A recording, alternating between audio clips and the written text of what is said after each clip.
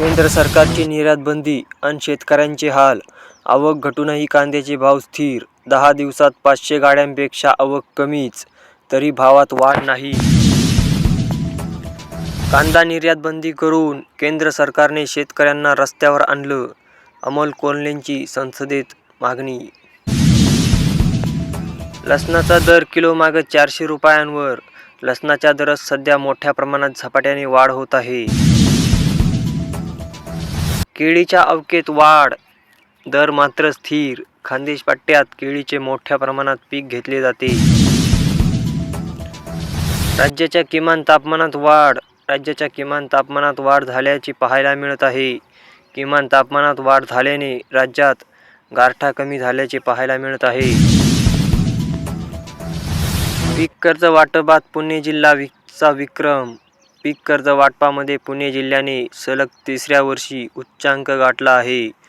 2023-24 या वर्षात 31 डिसेंबर अखेर 5,763 कोटी रुपये इतके पीक कर्ज वाटप करण्यात आले आहे.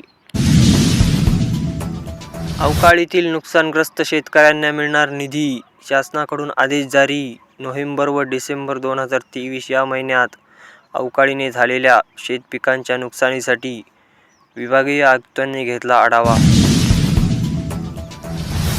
उत्पन्न वाढीसाठी शेतकऱ्यांना बांबू लागवडीसाठी अनुदान मिळणार.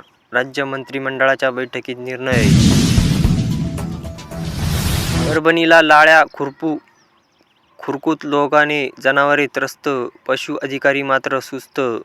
विषाणूजन्य रोग जडलेल्या जनावरांस सुरुवातीला सणसणीत ताप येत आहे. त्यानंतर तोंडातून लाळेचा चिकट स्राव, सतत बाहेर गळणे असा प्रकार होत आहे. पीएम किसान योजनेचा दरवर्षी 11 लाख शेतकऱ्यांना लाभ. पीएम जनधन बँक खाते वापरून मोठी बचत झाली आहे. यामुळे सर्वसामान्यांच्या बचतीमुळे फायदा होत आहे.